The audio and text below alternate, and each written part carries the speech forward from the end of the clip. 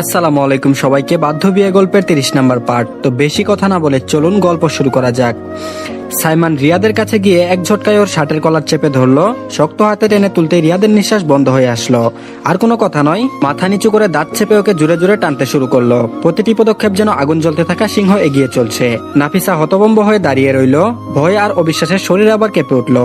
মুহূর্তে শাড়ির আঁচল বুকের ওপর গুছিয়ে নিল, কাপড় ঠিক করে নিজের শরীর ঢাকলো। তারপর চোখ ভিজে উঠলো অশ্রুতে। তবুও কাঁপতে কাঁপতে কয়েক কদম ছুটে গেল সাইমনের পেছনে। সাইমন এক টানা টেনে টেনে রিয়াদকে সিঁড়ির দিকে এগিয়ে এলো। রিয়াদ গুঙাচ্ছে, হাত পা ছুড়ে মুক্তি পাওয়ার চেষ্টা করছে, কিন্তু সাইমনের হাতের শক্তির সামনে সব বৃথা।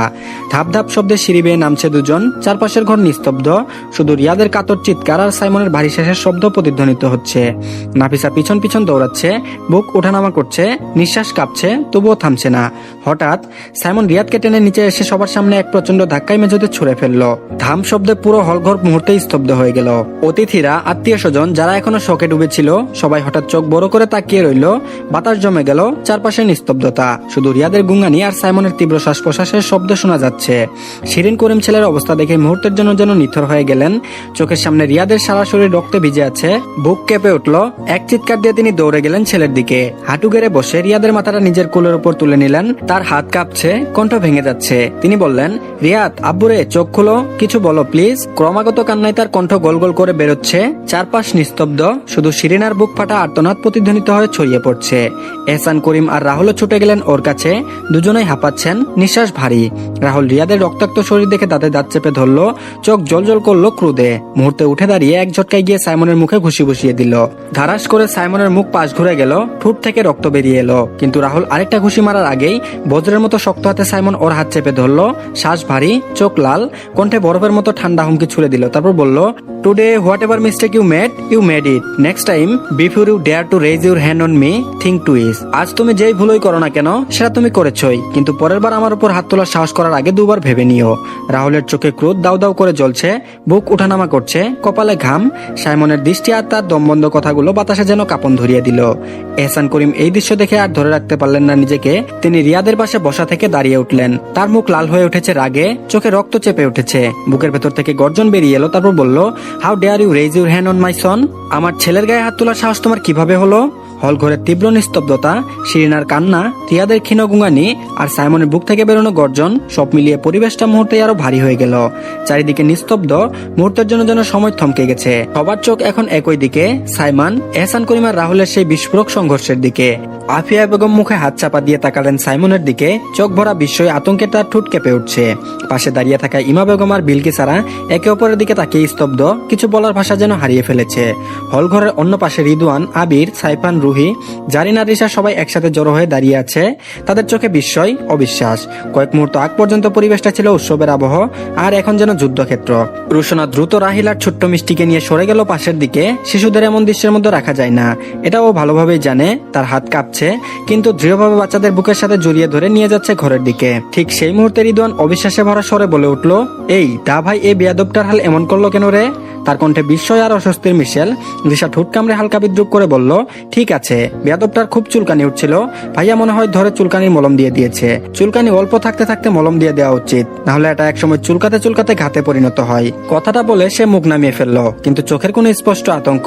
এই সময় হঠাৎ জারিন চারপাশে তাকিয়ে ভ্রুকুচকে বলে উঠল, ওয়েট, নাফিসা কোথায়? মুহূর্তে সবাই যেন চমকে উঠলো, একসাথে অনেকগুলো কণ্ঠ মিশে গেল। তারপর বলল, হ্যাঁ তাই তো, নাফিসা কোথায়? চারপাশে খোঁজাখুঁজি শুরু হয়ে গেল। চোখের দৃষ্টি বারবার সিঁড়ি, কোণা আর দরজার দিকে ঘুরছে। নিঃশ্বাসের শব্দ আরো ভারী, যেন বাতাসে অস্থিরতা ছড়িয়ে পড়েছে। সাইফান এ সময় দাঁত চেপে কণ্ঠ উঁচু করে বলল, বিষয়টা কি? তোরা ছোটুকে খুঁজছিস কেন?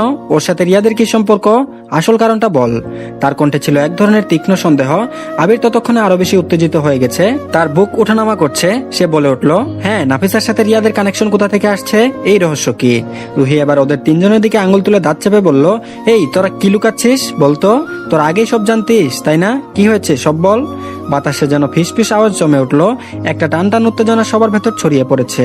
হঠাৎ ওই সিঁড়ির কাছে দাঁড়ানো একটা পরিচিত ছায়া চোখে পড়লো। ওই তো নাফিসা। সবাই একসাথে তাকালো সিঁড়ির পাশে দাঁড়িয়ে থাকা নাফিসার দিকে। চুল এলোমেলো, শাড়ি অগোছালো, মুখ ফ্যাকাশে, তার বুক ওঠানামা করছে দ্রুত, চোখে লজ্জা আর ভয় অসহায়তার মিশ্রণ। দৃশ্যটা দেখে সবাই মুহূর্তের জন্য নিস্তব্ধ হয়ে গেল। তারপর হঠাৎ স্রোতের মতো সবাই দৌড়ে গেল ওর দিকে।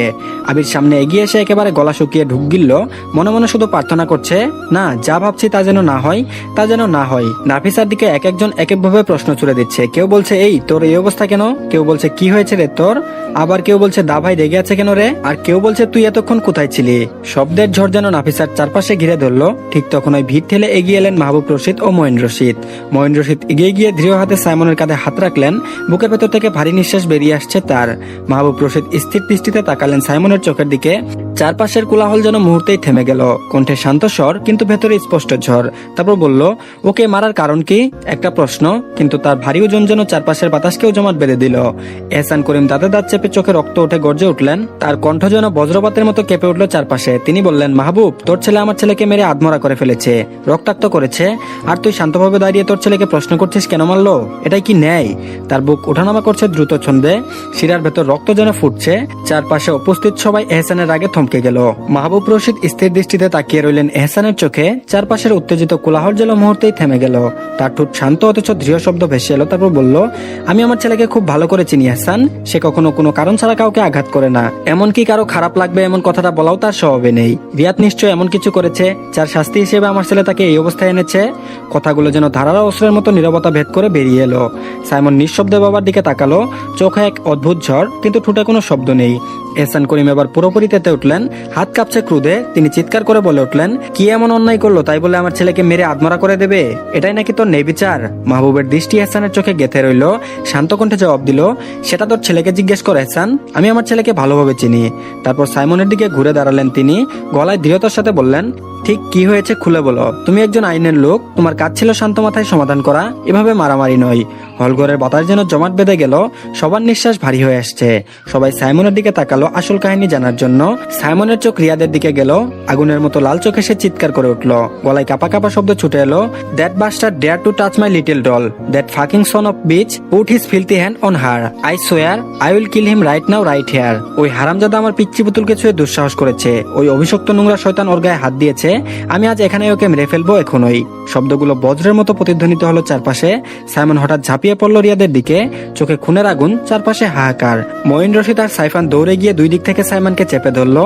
ওর বিশাল দেহকে নিয়ন্ত্রণ করা যেন অসম্ভব হয়ে উঠল। ওর ভিতর মনে হচ্ছে কিছু ভর করেছে। দুজন মিলে হিমশিম খাচ্ছে সামলাতে। দুজনের হাত কাঁপছে, বুক দপদপ করছে তীব্র চাপে। মাহবুব রশিদ ভ্রু কুঁচকে সাইমনের দিকে তাকালেন। কণ্ঠ ভারী হয়ে উঠল। তারপর তিনি বললেন, পিচ্চি পুতুলকে?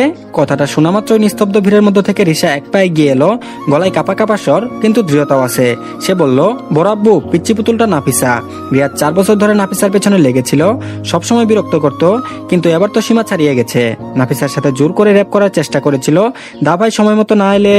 তার গলা ভারী হয়ে এলো, চোখ দিয়ে অশ্রু গড়িয়ে পড়লো। তবু দাঁত চেপে শেষ কথাটা ছুড়ে দিল, এটা তো স্বাভাবিকই। ভাইয়ার এভাবে রিয়েক্ট করা, ওই শয়তানটার সাথে এমন না করলে আর কিভাবে শিক্ষা হতো? কথাটা ভিড়ের মধ্যে গর্জনের মতো বাজলো। অনেকেই বিস্ময়ে স্তব্ধ। আফিয়া বেগম দাঁড়ানো অবস্থায় কেঁপে উঠলেন। মনে হলো পায়ের নিচের মাটি সরে গেল। দৌড়ে গিয়ে নাফিসাকে বুকে জড়িয়ে ধরলেন। দুই হাতে মুখ ধরে বারবার চুমু দিচ্ছেন। বুক ফেটে যাচ্ছে কান্নায়। তারপর তিনি বললেন, মা, আমার মা, আমি তোকে সামলাতে পারলাম না, তোকে আমি আগলে রাখতে পারলাম না। আমি কি তোর মা হয়ে উঠতে পারিনি? ক্ষমা করে দে আমাকে মামুনি। অশ্রু টপ টপ করে পড়ছে আফিয়া বেগমের চোখ থেকে। নাফিসা হঠাৎ বুক ভেঙে কেঁদে উঠলো। কাপা কাপা কণ্ঠে আঁকড়ে ধরলো আফিয়া বেগমকে। তারপর বলল, মামুনি। হলঘরের নিস্তব্ধতা আবার কান্নার শব্দে ভরে উঠলো। কিন্তু এহসান করিম আবার দাঁড়িয়ে উঠলেন, চোখ লাল, কণ্ঠ গর্জে উঠলো। তারপর বলল, আমি মানি না, আমার ছেলে এরকম না। আমি আমার ছেলেকে চিনি, নিশ্চয় ওই মেয়েরও দোষ আছে। রাহুল চুপ করে দাঁড়িয়ে আছে। ওর বিশ্বাস হচ্ছে না রিয়াদ এমন কিছু করতে পারে। শিরিনা করিমও এবার ছেলের মাথা খুলেতে নিয়ে কান্না ভেজা স্বরে যোগ দিলেন, হ্যাঁ ঠিকই বলেছ, আমার ছেলে কখনো এই কাজ করতে পারে না। এই মেয়ে সব দোষের গুড়া। আমার ছেলেকে ফাঁসিয়েছে, তিনি কান্না করছেন আর ছেলের বুকের উপর হাত বুলিয়ে দিচ্ছেন আর কথাগুলো বলছেন। তার কণ্ঠ ফেটে যাচ্ছে, চোখ রক্তাক্ত হয়ে উঠেছে কান্না আর রাগে। এই মুহূর্তে সুযোগ পেয়ে সাবিহা খালেদ এগিয়ে এলো। অনেকক্ষণ ধরে সে চুপচাপ ছিল, এবার দাঁড়িয়ে কণ্ঠ উঁচু করে বলল, তোমরা সবাই আগে থেকেই জানো এসব মেয়েরা এরা বড় লোকের ছেলেদের উস্কানি দেয়, পরে যখন কিছু হয় তখন নিজেদের নির্দোষ সাজাই, সবই ধান্দা। নাফিসা অপমানে মাথা নিচু করে ফেললে চোখ দিয়ে ক্রমাগত পানি পড়তে শুরু করলো। কথা শেষ হওয়ার আগেই আফিয়া বেগম চোখে আগুন নিয়ে গর্জে উঠলেন। এক হাতে নাফিসাকে জড়িয়ে ধরে দাঁত চেপে বললেন, আরেকটা কথা বললে আমি ভুলে যাব তুমি কে সাবিহা। সাবিহার মুখ থমকে গেল। শিরিনা আবারও কেঁদে উঠলেন, তারপর বললেন, আমার ছেলেকে ফাঁসাচ্ছে, ওই মেয়ে দোষী, ওর জন্য সব হয়েছে। শব্দগুলো পরিবেশ আরো ভারী করে তুলল। সাইমন এতক্ষণ দাঁত চেপে সবার কথা শুনছিল, হঠাৎ নিজের রাগ আর থামাতে পারল না। বজ্রের মতো গর্জন দিয়ে বিশাল কাচের ডাইনিং টেবিলটা দুহাত দিয়ে ধাক্কা মেরে ফেলে দিল। ধাম শব্দে টেবিল চূর্ণ বিচূর্ণ হয়ে কাচের টুকরো ছড়িয়ে গেল চারপাশে। আতঙ্কে সবাই একসাথে চিৎকার করে উঠল। শব্দের অভিঘাতে অতিথিরা কান চেপে ধরল। সাবিহা খালেদ টেবিলের কাছে দাঁড়িয়েছিল, কাচের বড় টুকরো তার পায়ের কাছে এসে পড়তেই সে ভয়ে লাফিয়ে উঠল। চারপাশ মুহূর্তেই নিস্তব্ধ, নিঃশ্বাস বন্ধ হয়ে এলো সবার। সাইমন বজ্রকণ্ঠে গর্জে উঠল, তারপর বলল, আরেকটা বাজে কথা বললে আমি শপথ করে বলছি তুমি আমার সবচেয়ে বাজে রূপটা দেখবে। তার কণ্ঠে এমন ঠান্ডা হুমকি ছিল যে পুরো হলঘরের বাতাস জমে গেল। কেউ সাহস পেল না আর কিছু বলার। তারপর সে তীক্ষ্ণ চোখে তাকালো নাফিসার দিকে, গলা চিরিয়ে ধমকের সুরে বলল, গো আপস্টেয়ার নাও, উপরে যাও এখনই। শব্দটা বজ্রপাতের মতো আঘাত করলো নাফিসার বুকে। সে চমকে উঠল, চোখ ভিজে উঠল। কাঁপতে কাঁপতে আফিয়াকে ছেড়ে দৌড়ে গেল সিঁড়ির দিকে। রুহি, রিশাদ, জারিন, আফিয়া বেগম, ইমা বেগম আর বিলকিসারা ছুটে গেল তার পিছনে। সিঁড়ি বেয়ে ওঠার শব্দে পরিবেশটা আরো ভয়ঙ্কর নিস্তব্ধ হয়ে উঠল। হল ঘরে রয়ে গেল শুধু ভাঙা কাচের গর্জন, রক্তের গন্ধ আর দমবন্ধ করা উত্তেজনা।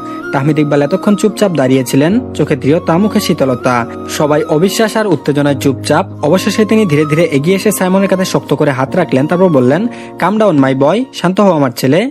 তিনি বললেন, কণ্ঠে স্থিরতা কিন্তু চোখে সম্পূর্ণ সাহস ও বোঝাপড়া। তারপর তিনি চারপাশের দিকে তাকালেন। সবাই তাকিয়ে আছে, নিঃশ্বাস থমকে গেছে। সে শান্ত কণ্ঠে আবারও বলল, আমি মনে করি এই বিষয়টি পরিবারের মধ্যে সমাধান করা উচিত।